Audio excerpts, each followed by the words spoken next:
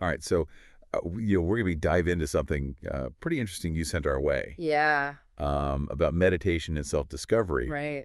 and I think it's going to be a lot of fun. I think so too. Um, this is we're unpacking a story from the Buddha himself, That's right. which is always exciting and a little daunting. Yeah, these parables, they always have so many layers to them. Yeah, definitely. And it's like those moments where everything kind of clicks into place. Uh-huh. Um, I think this deep dive is going to be one of those. I too. Um, so to give our listeners a little background, Okay. this YouTube video you sent over features a parable Yes. about a wise guru who promises to lead his 3 students Uh-huh. to a mountain of gold with a diamond peak. Yes. A mountain of gold with a diamond peak. Now, that's not your everyday treasure hunt, right? Definitely not your average treasure hunt. What do you think? Was the Buddha hinting at something deeper Oh, here? absolutely. I think it's definitely an allegory. The mountain itself could represent something beyond like material wealth. Yeah. Like maybe a state of higher consciousness or self-realization. Interesting. Yeah. So the first student sets off on his journey. Right. What happens to him? Well, he faces some pretty serious obstacles right from the start. Like what? Thick jungles, scorching deserts, even near-death experiences. Wow. It's like something straight out an Indiana Jones movie. Yeah. But through it all, his focus remains like laser sharp. Kick. Reach the mountain, get the gold. So he's got ambition. Oh, yeah. Tons of it. But wait, Yeah. didn't you mention something about a chasm? Ah, yes, the chasm. Okay. That's where things get really interesting. Okay. So he reaches this seemingly impassable chasm, right? Uh-huh. And he just assumes that the guru has tricked him. Oh, no. All that hardship for nothing. Right. He gives up, Yep. turns back, convinced there's no way forward. So he was so focused on the end goal, Yeah, the reward of the mountain, that he missed the point of the journey altogether. it seems that way. Do you think this is kind of like when someone's trying to force themselves to be mindful Okay. instead of, actually practicing meditation I see what you're saying. and letting those feelings arise naturally? Yeah, that's a great parallel, actually. Okay. His experience really speaks to the importance of the process, Right. not just the outcome. It's like Yeah. in meditation, we're not striving to achieve some like blank state of mind. Right. We're training our attention, cultivating awareness of our thoughts and feelings without judgment. Which brings us to the second student. Right. Exactly. Okay, so he encounters the same challenges, Uh-huh. but does he handle them differently? Well, this student is a bit more observant. Okay. He starts to see the interconnectedness of things. Okay. How even like the difficult experiences are part of a larger web. And unlike the first student, he actually learns from his mistakes, Good. even finds joy in helping others along the way. So he's starting to tap into that mindfulness you mentioned. Yeah, I think so. But he also turns back at the chasm, right? He does. Why is that? Mm-hmm. Did he just lack the same drive as the first student? I wouldn't say it's about a lack of drive. Okay. He clearly has the determination to push through hardship, Right. but when he encounters that chasm, Yeah. doubt creeps in. Oh, He starts to second guess himself, okay. wondering if he's on the wrong path.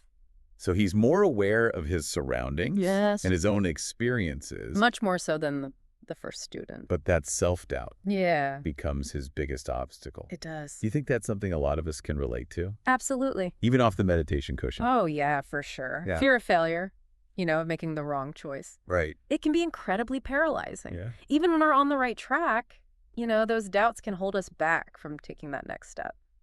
Okay, so we have 2 students down, 2 down. both incredibly determined. Yeah. But ultimately falling short. Yeah, This third student, yeah. he's got to be the one who makes it to the mountain, right? Well, we'll have to see about that. What's his secret? This is where the story takes a fascinating turn.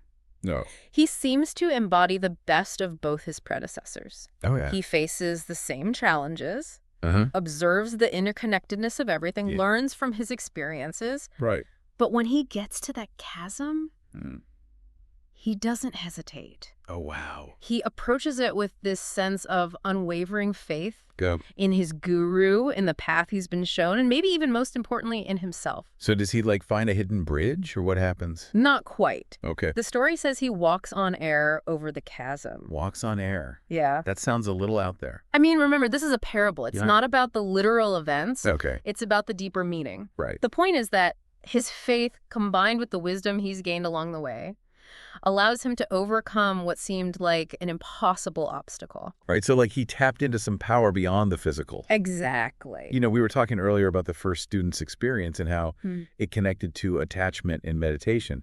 So what about this walking on air moment? Yeah. Does that have like a parallel in meditation practice? It does. Okay. Think about those times when you've been deep in meditation and you experience a sense of lightness, Right. a feeling of being unburdened. Yeah. You know, it's not that the problems have disappeared, Right. but your perspective has shifted. Okay. You're not weighed down by them anymore. So like he's transcended the limitations of his physical reality through this like deep inner shift. I think that's a beautiful way to put it. Wow. Okay. So he crosses the chasm. He does.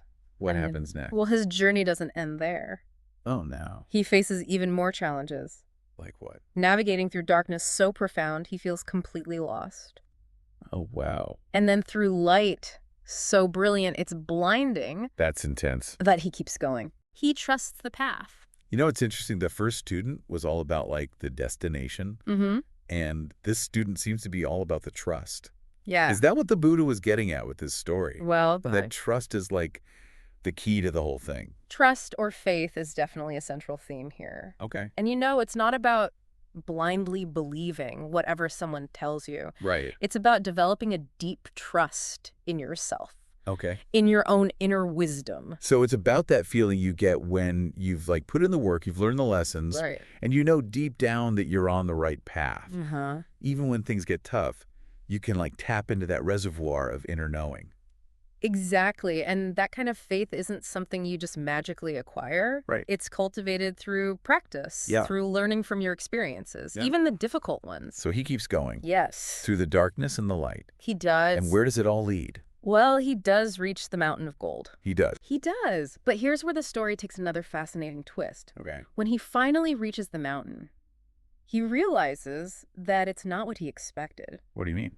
The mountain is his own body, What? and the diamond peak is his own awakened mind. Hold on, I need to unpack this a little. Take your time. The mountain is his body. The diamond is his mind. Uh-huh. So it's like he was looking for something outside himself. Yes. But the real treasure was inside all along. Precisely, the journey was about self-discovery, Okay. about realizing the true nature of his own being. That's amazing. And this connects directly to your initial question about meditation. Right. It's not about seeking some external reward or achievement. Right. It's about cultivating awareness, uncovering the inherent wisdom and potential that already exist within us. Okay. This is blowing my mind. It is a powerful story. So what about the first student? Yeah. Did he ever figure this out? The story says he sees the third student's transformation Okay. and realizes the error of his ways. He understands that he was so focused on getting to the mountain that he missed the entire point of the journey. Right. And he recognizes that he was the first type of student, someone who fixates on the reward instead of embracing the process. So even though he didn't complete the journey himself, he was still able to learn from the experience. Exactly. It's never too late to shift your perspective. That's true. Yeah. So it's not enough to just have good intentions. Right. We have to actually put in the work, face the challenges, and trust the process. That's the key. Easier said than done, though, Yeah. right? It is. But this story reminds us that we all have the potential for transformation. Yeah. The path is there for anyone who's willing to take those first steps. And even if we stumble or get lost along the way, Right. like the second student, Yeah. it doesn't mean we failed. Not at all. It's all part of the process. It is. Each experience, whether perceived as positive or negative, offers an opportunity for growth. The key is to approach those experiences with curiosity, Yes. with a willingness to learn and adapt. Absolutely. That's how we cultivate the wisdom and resilience we need to keep moving forward. You know, this whole conversation's been so eye-opening for me. It has for me, too. It feels like we've gone beyond just analyzing a story and tapped into something much deeper, something universally human. We all have that inner mountain of gold, Yeah. that diamond peak of awareness waiting to be discovered. It's true. And the path might look different for each of us, Right. but the destination is ultimately the same. Yeah. A deeper understanding of ourselves and our place in the world. Exactly. Okay. So as we wrap up this deep dive, Yes. what's the one thing you hope our listener takes away from this parable? I would say this. Embrace the journey. Okay. Don't get so fixated on the destination that you miss the beauty and wisdom unfolding along the way. Right. Cultivate trust in yourself in Yeah. the process, and remember that the true treasure is already within you. That is beautifully said. And for you listening out there, we encourage you to keep exploring these ideas. Maybe even try applying the lessons of the three students to your own life. Mm-hmm. You know, what challenges are you facing right now? Where are you holding yourself back? And how can you cultivate that same unwavering faith in your own journey? Thanks for joining us on the Deep Dive. This story really makes you think about how we define success, doesn't it? It does. Like we get so caught up in reaching a specific destination Mm. that we kind of forget about the journey itself. That's so true. You know, and it's not about the mountain of gold at all, is it? Not really. It's about what each student discovers within themselves Right. along the way. Exactly. And you know, it's interesting how each student's journey Yeah. kind of reflects a different approach to life, Yeah. a different mindset. Uh-huh. The first student fixated on the reward, Right. the second one struggling with doubt, Yeah. and then the third embodying this like unwavering trust. Right. It's like they represent different stages we all go through Yeah, it's like a progression. on our own paths. Yeah. And what's interesting is that the Buddha doesn't present any of these approaches as like inherently wrong. Right. He simply highlights the potential pitfalls of each. Right. So the first student's attachment to the outcome Yeah. blinded him to the lessons along the way. Exactly. Couldn't see the forest for the trees. Right. And the second student's doubt Uh-huh. held him back from fully realizing his potential. Yeah, he let fear get in the way. Yeah. And that's where the third student's journey becomes so inspiring. Absolutely. You know, he didn't let those obstacles define him. He didn't. He trusted the process, Right. learned from his experiences, and ultimately discovered the true treasure within himself. And that's the key, isn't it? It is, but it makes me think about all the times I've given up on something Yeah. because it felt too hard or too confusing, Sure. or I wasn't seeing the results I wanted fast enough. Well, remember what the Buddha said Yeah. about the two main mistakes? Not starting and not finishing. Exactly. Sometimes the most important thing is just to begin, Right. to take that first step, Yeah. even if we're not sure where to lead. And, you know, even if we stumble or take a detour, Mm-hmm. like the second student did, Yeah. it doesn't mean we've failed. Absolutely not. It's all part of the process. It is all part of the process. Each experience, whether we see it as positive or negative, Right. offers an opportunity for growth. I think that's a really good way to put it. The key is to approach those experiences with curiosity, Yes. with a willingness to learn and adapt. Absolutely. That's how we cultivate the wisdom and the resilience. Right. We need to keep moving forward. This whole conversation has been so eye-opening. It really has. It feels like we've gone beyond just analyzing a story Uh-huh. and like tapped into something much deeper, Yeah. something universally human. We all have that inner mountain of gold, Mm. that diamond peak of awareness waiting to be discovered. And the path might look different for each of us, but the destination's ultimately the same. A deeper understanding of ourselves and our place in the world. Exactly. So as we wrap up this deep dive, Okay. what's the one thing you want our listener to take away from this parable? I would say this. Embrace the journey. Okay.